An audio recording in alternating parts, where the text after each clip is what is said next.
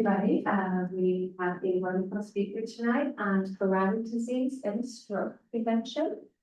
Anybody have history of stroke in your family or?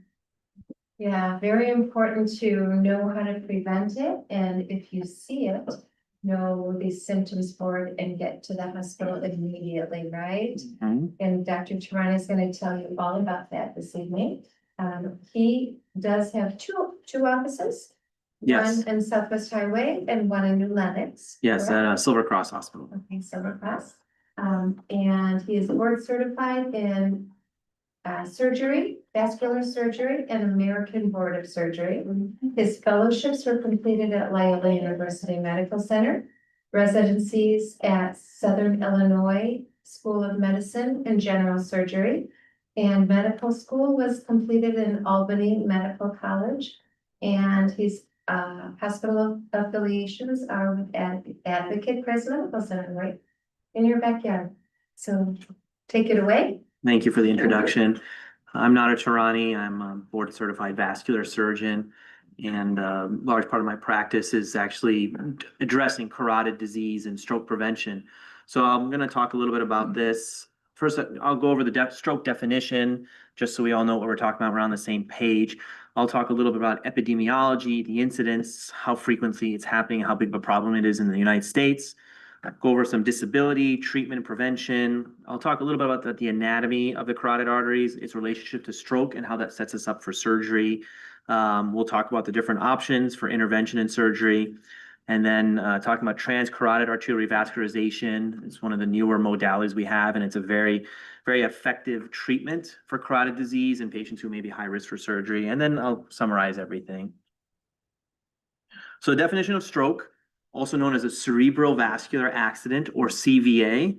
It's a loss of blood flow to the brain, which results in damage to the cells and death.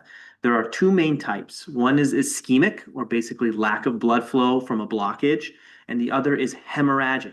A blood vessel bursts and you bleed into your brain and you have a stroke that way. Both of them cause damage to the cellular structure of the brain. Spot the signs of stroke. I don't know if you've seen some of these sort of public service announcements. There's a few acronyms out there to recognize the symptoms of stroke. This is one of them: loss of balance, changes in vision, facial drooping, weakness in arms and legs, speech difficulty, and then the last one is time. So, really the most common things are what we call lateralizing symptoms. So symptoms that occur on one side of the body or the other. Because when you have a stroke on your brain, the wires are usually crossed and it'll affect the other side. So weakness on one side or the other. I get a lot of patients who tell me, well, I fainted, or I feel weak overall, or I just don't feel good. It's usually not a sign of a stroke. It's usually has to be a little bit more, it's usually a little bit more well-defined. Weakness on one arm or one side, facial drooping, slurred speech, things like that. And then time is very important. Time is loss of brain tissue. So the faster you can correct the cause, the less chance of having a lasting deficit moving forward. So the incidence and the epidemiology, it's the 5th leading cause of death in the US. 1 out of every 20 people die from stroke. Affects almost 1 million people a year. If I have a stroke, 87% of them, the vast majority, are ischemic. So basically the lack of blood flow. Leading cause of long-term disability, and I'll talk a little bit about that shortly. More than half of people who survive a stroke, 65 years or older, have a significant reduction in mobility, and it leads to a $34 billion cost in healthcare per year. So for ischemic stroke survivors over the age of 65, what kind of disability are we looking at? So, if you're surviving it, what are people experiencing afterwards? 50% of them have some weakness on half of their body. 30% of them are unable to walk without assistance. Nearly 26% of them can no longer perform their daily activities they need to do to get by. 19% of them have some speech issue, which is aphasia. 35% of them are affected by depression. And 26% of them are institutionalized. And what I mean by that is they end up in a nursing home. So very, very significant disability after a stroke. So what's the treatment?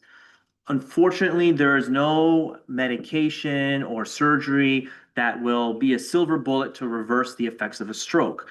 It's pretty much supportive. And what we mean is as long as we make sure you're initially okay, a lot of it's physical therapy and just recovering from the effects of a stroke. And like I said, there's no drug or cure to reverse it. It's just time and therapy and trying to adapt to your deficit. There's a very large focus on prevention. How do we prevent this from happening? And most recently, the aggressive measures have been towards targeting the risk factors and what causes stroke. So I include this graph here. And basically, as our medical treatment has gotten better over time, this is all prevention. We've dropped the incidence of stroke over time. See this switch. Similarly, so we're trying to target prevention because we know patients who have a stroke are at a high risk of having another one. Patients who have had an ischemic stroke at 7 days have a 2% another risk of having another one. At 30 days, that's 4%. At 1 year, that's 12%. And at 5 years, that's nearly 30%. The risk of death after a stroke, at 1 week, it's 7%. At 30 days, it's 14%. At 1 year, it's 27%. Excuse me. And at 5 years, it's 53%. So these are, you have the stroke, you're not dying from the stroke after 5 years, but, it's a severe disability. It often coincides with other health issues. It's a marker of basically your overall physiologic status. So what's the therapy? We talk about targeting the risk factors. So what are the risk factors and how are we treating them? Excuse me. The cornerstone of the medical therapy is what we call antiplatelet therapy. What this does is these are somewhat weak blood thinners that prevent platelets from aggregating and causing the clots, and that can lead to stroke, and stabilizing the plaque that people experience. This can either be aspirin or clopidogrel, also known as Plavix. Antihypertensive therapy. Blood pressure is a risk of stroke. So controlling your blood pressure is one of the medications and one of the targets of best medical therapy. If you're diabetic, getting your diabetes under control, controlling your daily sugar so that your hemoglobin A1C after a few months is normalizing, ideally less than 7. Big one is smoking cessation. Smoking is it leads to a high risk of cardiovascular disease, heart disease, stroke, peripheral vascular disease. So stopping smoking. Statins, dropping your cholesterol and stabilizing any potential plaque. That's what statins do. And of course, reduction in alcohol intake or cessation. Yes. So I understand when you have a stroke, the this artery in the brain bursts. Is that right? It necessarily bursts open? No, so there's two types. I'll show you, so we're on the carotid artery. So how the carotid arteries fit into this is you have 4 major vessels that go to your brain from your neck. You have 2 in the front, which are the carotid arteries, and 2 in the back, which are called the vertebral arteries. Those are less significant in stroke. The carotid arteries are the big arteries in your neck that go all the way up to your brain. So I'll talk a little bit more about this, but what is that link between stroke and your carotid arteries? Basically, when you build up plaque in the carotid arteries, the flow through it becomes very turbulent. So if you think about a garden hose, if you're holding a garden hose, the water comes out at a certain rate. As you put your finger over the hose, the water shoots out faster and faster. And what happens is, as that gets narrow and that water flow gets more and more forceful, a little piece breaks off, goes up to your brain and plugs one of the little arteries, and that's how you get a stroke from it. One other question. About 1.5 years ago, I had a carotid artery aneurysm. Okay. Located in the vicinity of my midsection or my stomach. And so I had an enlargement of my artery. It did not burst, but I was told I had a weak heart condition. And it had nothing to do with my brain, I guess because it was a different location.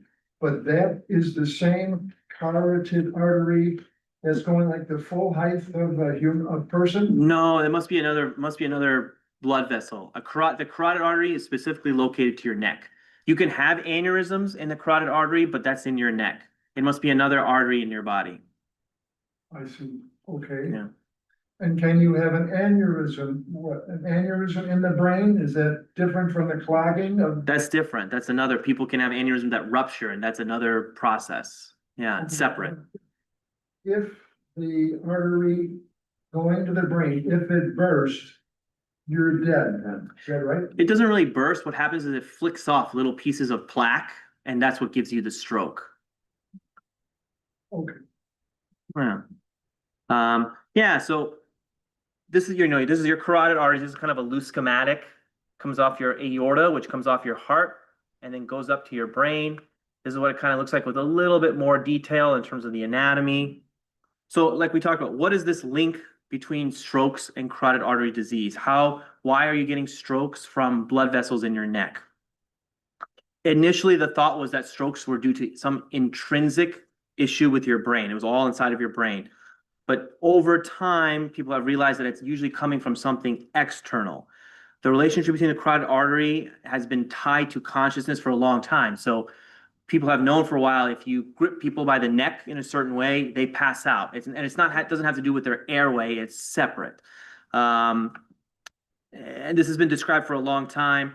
In 1905, there were an autopsy study of patients who died from stroke, and they found there was a high incidence of plaque in this artery in their neck in these patients that are dying from stroke. And then in the 50s, there was more work that established that strokes weren't from disease within the brain most commonly, but from something kind of flicking off and going up into the brain, whether it was from the carotid disease or sometimes from something called atrial fibrillation, which means an arrhythmia in the heart that can lead to clots that go to the brain. So furthermore, talking about the link, we're talking about plaque that's flicking off the carotid arteries and going to the brain. Some people say, well, what if I'm not getting enough blood flow to my brain? That's actually pretty rare because people have those 4 arteries that go up. Even if you have blockages in 2 of them, even 3 of them, usually your brain gets enough blood flow, is able to collateralize. So once again, focusing on this embolic. And what embolic means is that something is flying off from somewhere else and causing a problem. So embolization, that's what that process is. That is what's felt to be the prominent mechanism for stroke. And this was proven even as far back as into the 1960s, when patients who had surgery to clear this blockage had a reduction in future stroke rates. And it's corroborated even further by follow-up studies that the severity of the narrowing in the carotid artery is the most important predictor of whether these people benefited from an operation. So when do we fix the carotid artery? So patients who have had a stroke or what have had what we call a mini stroke or a transient ischemic attack or a TIA and have significant carotid disease or narrowing, these are patients that need medical therapy, controlling the risk factors, being on an aspirin, and benefit from surgery.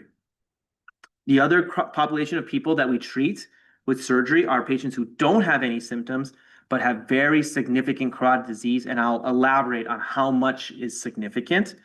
Those patients get medical therapy, and then once again, surgery can help a certain subset of these patients. So symptomatic stenosis, so a narrowing that causes problems, whether it's a mini stroke or a full-on stroke. The big trial that sort of showed that we should be operating on these people was done in the 90s. And we saw that it tested 70% of people. So the first 70, it tested a group of patients who had more than 70% narrowing of the artery. It showed that the medical treatment at 2 years led to a 26% stroke rate, and at 5 years was 28% stroke rate. So if you had a stroke and your narrowing in your artery was 70% or more, if you were treated with just medication, you still had this chance of having another stroke at 2 years and 5 years, which is pretty significant.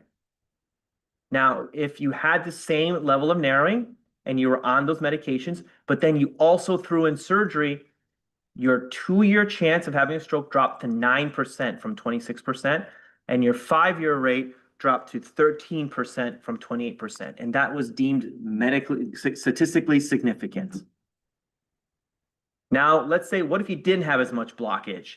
So what if you had 50 to 69% blockage and you had a stroke?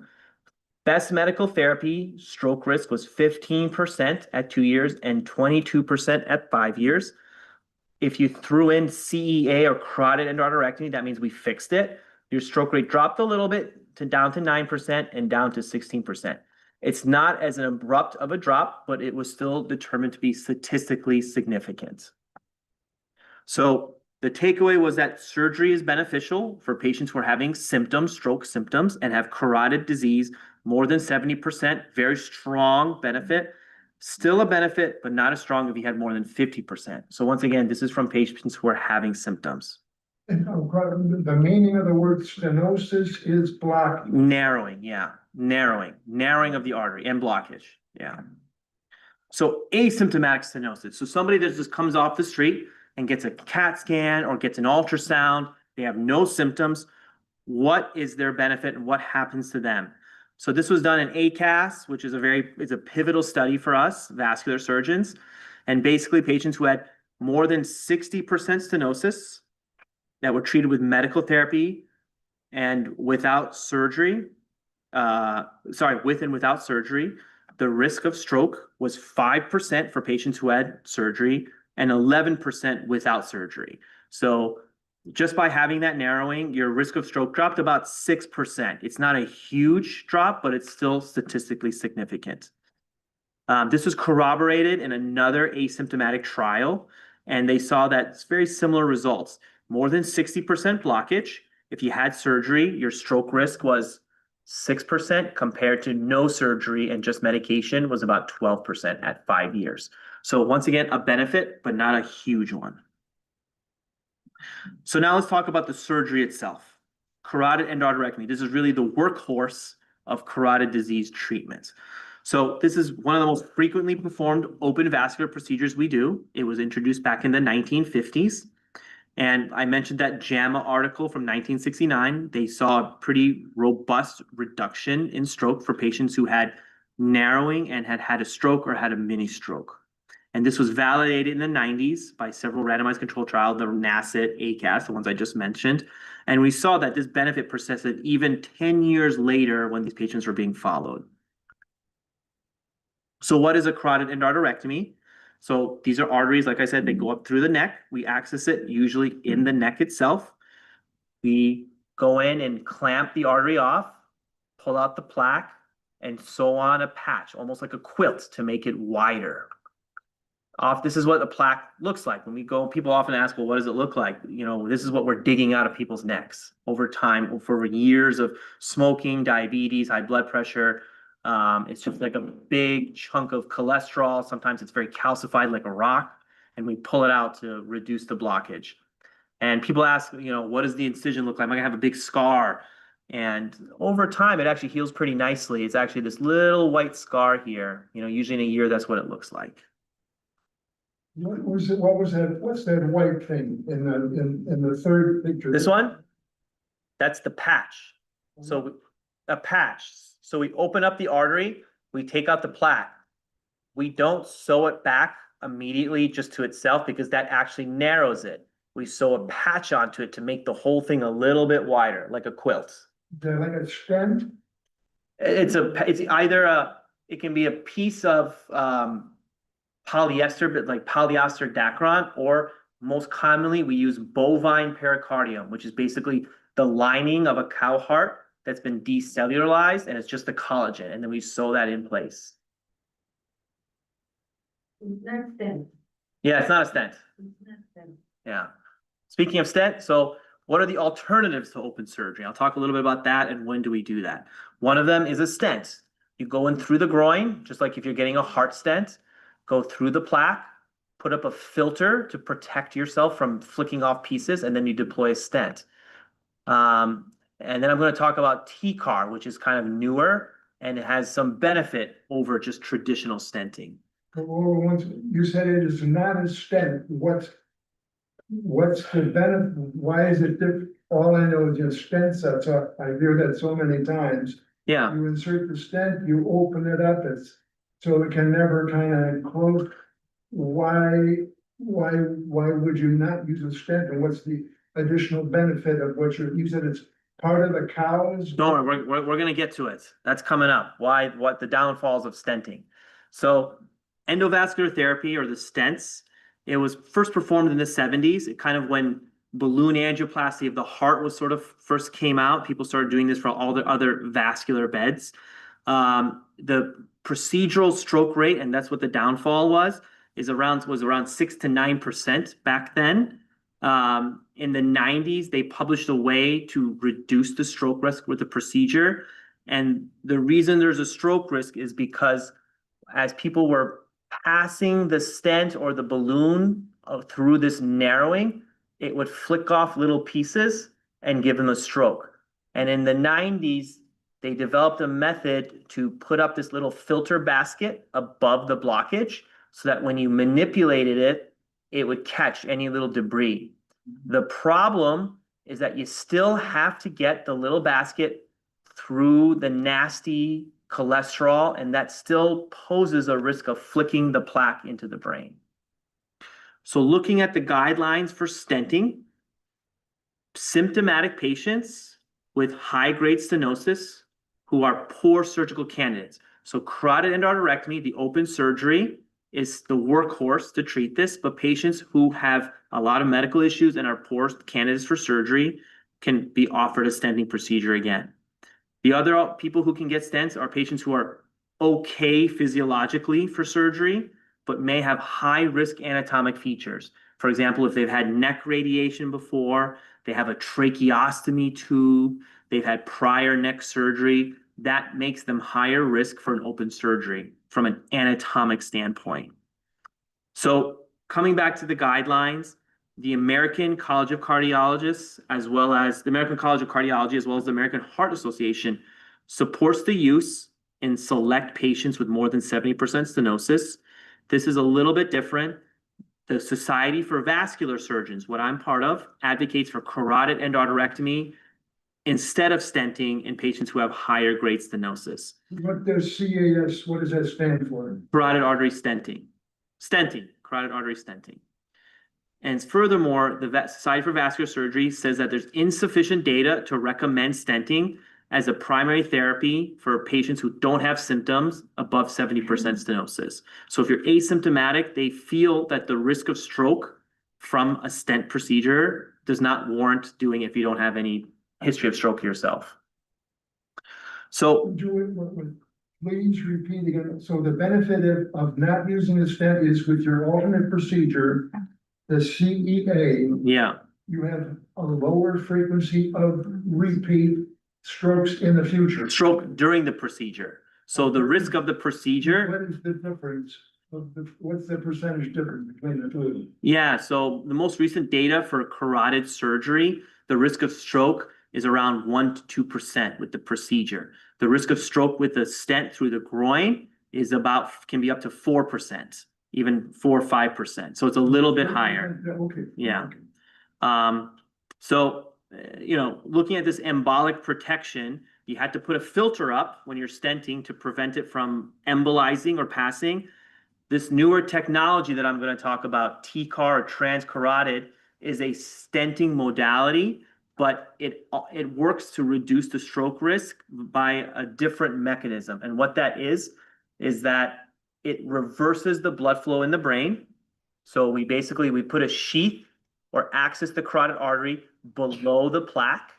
We then connect it with tubing to the femoral vein, not the artery in your groin. And what that does is it reverses the blood flow. So instead of blood flow going this way into the brain, blood flow actually start going down. And what that does is that as we're putting the stent up, if we knock any loose pieces, it comes down into this device and gets filtered out. So nothing is actually going up to the brain during this procedure. And this is essentially the solution to trying to pass that basket through the plaque. So we're reversing blood flow so that nothing is going up to the brain while we're manipulating the plaque. This is called, like I said, TCAR, TCAR, transcarotid arterial revascularization. The first major trial is called the Roadster. It was published in 2015. It looked at symptomatic and asymptomatic patients. And if you look, the 30-day stroke rate was 1.4%, which is on par with open surgery. All-cause death was about 1.4%, and the 30-day heart attack risk was less than 1%. And this was pretty robust. 1 year after publishing, less than 1% had a new stroke, and 4% had expired, not attributed to something neurological. So talking more about this new modality, this is an excellent alternative to patients who cannot get carotid endarterectomy. Like I said, most of my patients, if they can get through the open surgery, I'll do it, but not everybody can get through it. Those patients oftentimes would have to get a stent by the traditional means. The downfall of that is that there is a higher risk of having a stroke with that procedure. This is a good alternative to solve that. So patients who can get open surgery can get something to fix this without, like I said, the physiologic demand of open surgery. It is showing equivocal stroke rates with open surgery during the procedural time. And we have good early and good midterm data that shows that this is pretty robust. We're still looking at it long term. So let's see. So one of the last slides, talking a little bit about screening.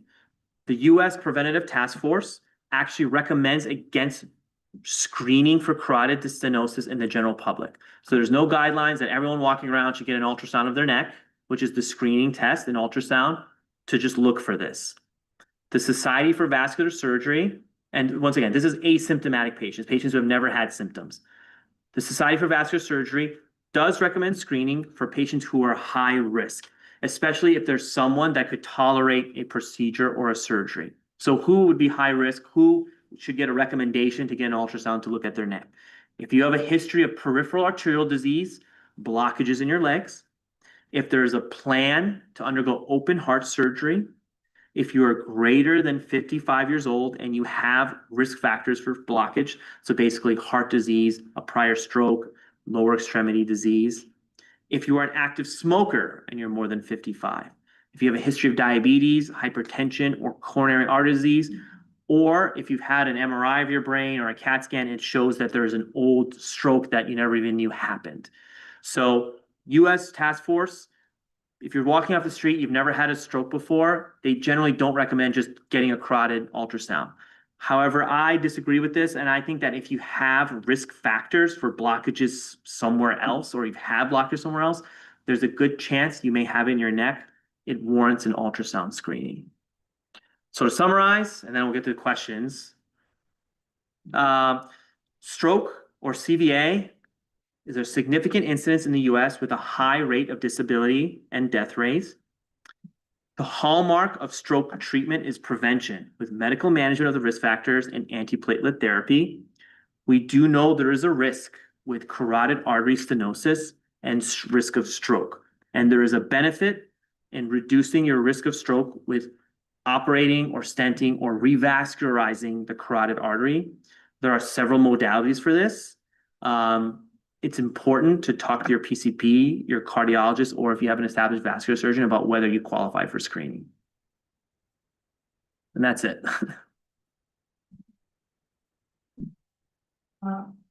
With all this, the exercising and we're eating good diet and all, it has improved our things for the heart problems. Yeah, so you're reducing your risk factors for developing these blockages. And so by exercising, eating right, you're reducing the cause that leads to all of this. By reducing your blood pressure, reducing your cholesterol, reducing your chance of diabetes. By doing those things, you're preventing this from happening, or at least reducing your risk.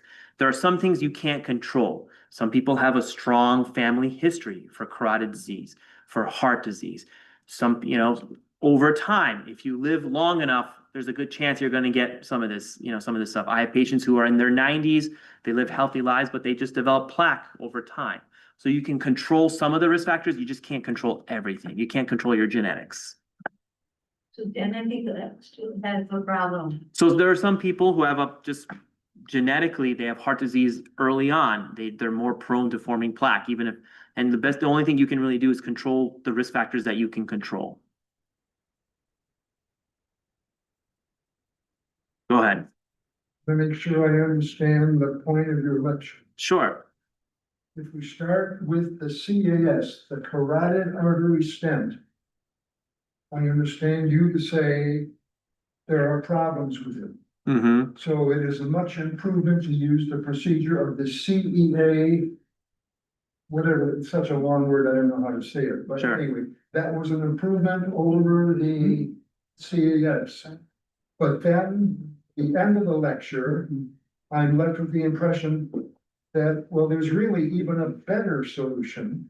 And that is the TCAR, which is an improvement over the CEA. So I get kind of a jumble.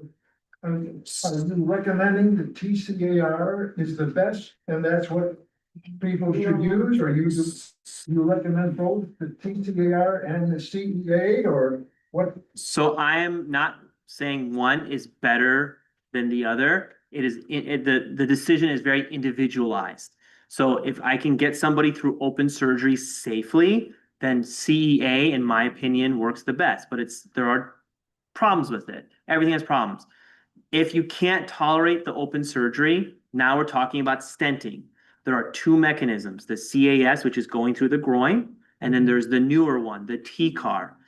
The TCAR has stronger data in terms of less peri-procedural stroke than the CAS or the stenting. But once again, everything has to be individualized. I'm not saying all three are valid options depending on you.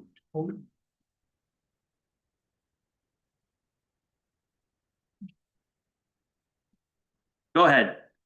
Could you, the diagram, I want to understand the one where you can actually reverse the flow of the blood. Sure. I didn't follow what you're saying. Yeah. How do you reverse the flow of the blood and? It works by, if you clamp off this artery, what happens is the other blood vessels that go to your Is brain, the blood flowing to the left or to the right? It's flowing to the left in this case, right? I don't even know which way this is hooked up. It's kind of arbitrary, but it's hooked up on the right. Okay. And if you clamp it off Where are you're clamping the one on the, down here, just below, okay. the blood flow comes from the other side, up through the brain and down, and it goes through this machine and dumps into your vein. Yeah. We can talk, I can talk to you about it. I'll draw you a little picture, okay? Yeah, don't worry about it. Yeah, go ahead. So I've had a TIA, I'm diabetic and I'm old, so I would not be a good candidate for the TCAR then? I wouldn't say that. Have you had your arteries screened? Do you have blockages in the neck? Well, my doctor says that at my age, it's normal to have some blockage, and I do have blockage, but he said nothing to worry about. These are your cholesterol and blood pressure medicines, he said, with your aspirin. Did he tell you how much was the blockage or no? I have, well. All right, you can show it to me after. But so if you've had a TIA, you've had a symptomatic, some symptom of a stroke, and it's been within the last 6 months. If you have more than 50% blockage in your carotid artery, that's something you should potentially entertain one of these procedures to fix that, to reduce your chance of having a stroke in the future. Yeah. I have a question for you. Now, I'm kind of old too, but I don't have problem with my health. But do you recommend a lower dosage of aspirin to take it every day or not? No, so a lot of people were saying just take an aspirin a day if you're over the age of 65. We've pulled back on that recommendation. You need some kind of risk factor to warrant aspirin. Have you had heart disease? Have you had vascular disease in your legs? Have you had a stroke? So if you have some reason to take an aspirin just beyond being, a certain age, then you should take it. Otherwise, you shouldn't. Yeah, the thing is, aspirin reflecting the stomach is not. It can. I mean, it can. It's a low dose aspirin, but it can. Yeah. To avoid the whole issue about a potential stroke, what can a patient do, like with a CT scan? Are there ways of detecting just through an image? You have got a blockage, right? Ultrasound screening. Ultrasound. Yeah. So that, I mean, if a person is conscientious about their health, that is something they should have, and that should really solve the problem, so that if the blockage is discovered, they can just give preventative measures or whatever and avoid a whole much serious You should- operation later. You should talk to your doctor. They'll know what your risk factors are and they should recommend whether you need an ultrasound or not. Sorry, yeah, you had a question. So they're still recommending for someone who had a TIA to do the low dose aspirin every day? Yes. Okay. And then the other things, I saw this last minute, so I wasn't prepared, but Yeah, yeah. I get through various sources frequently, all of these, where you can just go off the street and pay for these heart screenings, Yes, yes, all different places or types that are not all from the same place. yes. Are those generally, I know if you can't look at it, you can't say for absolute, but generally, are those valid? The results should be, I mean, I can't comment on the skill of the technician. In ultrasound, the results of it are very dependent on the technician who's doing it and the skill of it. So if they can't see something or they miss something, I can't tell you about something that they don't see. So it really depends on their skill. Done, like at a hospital or those? They're all over. There's like vans now that go around and do it. So yeah, and once again, I don't think if you don't have some of the risk factors I mentioned, heart disease, diabetes, above age 55, smoking, we're actually recommending against just doing it for the sake of doing it because you may find some equivocal result, then you get a CAT scan. It's hard to, in terms of the population, it's hard to recommend that there is a benefit to ultrasounding everybody because there's still a complication risk with going after every one of these things and someone signing everyone up to surgery. So you really want to target people that have a higher risk for developing this to do an ultrasound. Do you have a question? Yeah, you have, one carotid artery is 100% black, Yeah. another one's 50 plus. Is that, can they do surgery for that, or? Still falls under the same guidelines. More than 50% and symptoms, or more than usually 70 or 80% and no symptoms.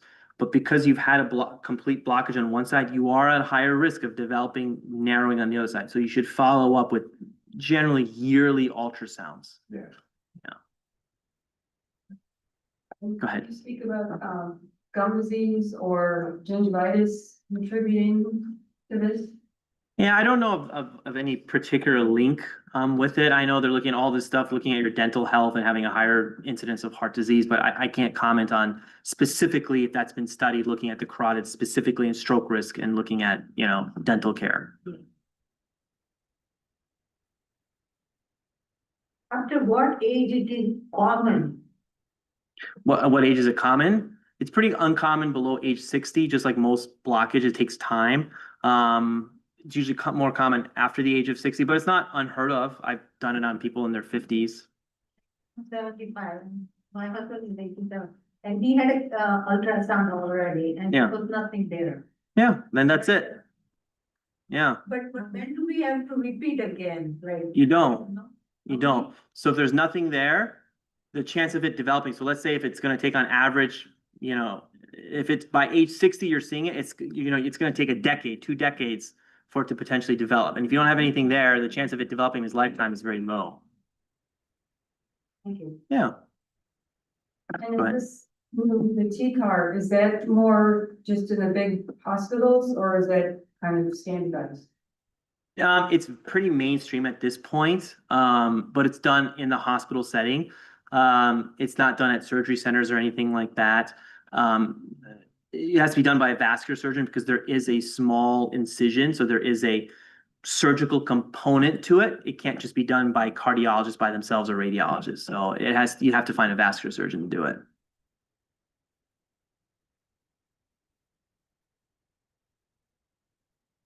You're clear? Got everything? I'll draw you a picture. It's okay. Good question. Very good questions. I would ask if everybody, returns their white forms that you received when you walked in, just leave them on the table. And, if any of you are interested, have a couple. Yeah, I've got a couple business cards if anyone wants them. We can leave those on the table. I'll just circle Feel my free to name. take them as you leave.